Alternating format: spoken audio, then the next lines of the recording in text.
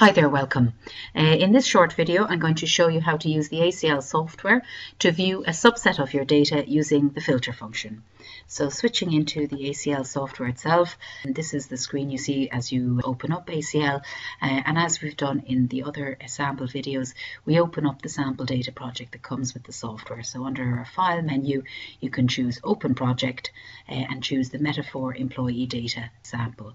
So there's our two tables like we've seen before. We can double click between them, confirming what table we're in down the bottom left here. And in this case, we are going to use the filter function. So we're going to double click our employee list table to see our employee list. And we're going to use these filters up here on top in order to restrict our data. So you can see down the bottom here, it says there's 200 records, but you can imagine in reality in a company, you could have thousands and thousands of records.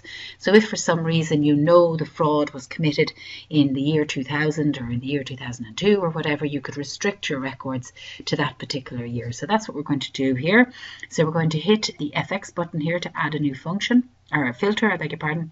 And so we put in a filter, and we're going to put in our filter, and we're going to say that the hire date, we only want to see employees hired in 2002. So in order to do that, we're going to use this dialog box. I'd highly recommend that you use the buttons and the double click rather than trying to type, because the syntax can be quite difficult to get. So hire date needs to be greater than the 1st of January. So greater than or equal to, and you put in date, and you go back to the 1st. So you highlight the date and go 01. You highlight the month, and using the down arrow, I beg your pardon, will bring you to January. Highlight the year, and we type 2002. So that means that now we have all the people hired after the 1st of January 2002, but we also just want 2002. So that means we need to restrict it at the other end as well. So we say and hire date is less than or equal to, and we put in the 31st of December. So we highlight the date here and we go 31.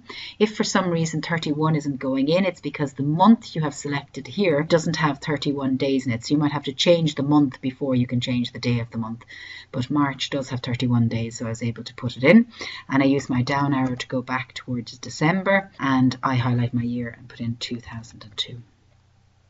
I go OK, and I go OK. And notice now I have a subset of the data. If I want to find out how many, if I look down here, I see !/200, so a subset of the 200 records.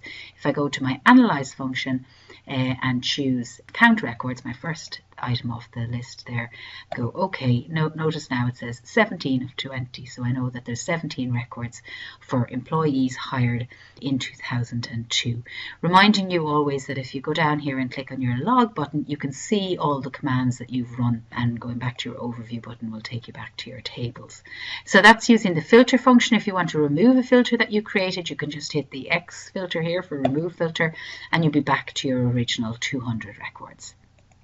Thank you very much.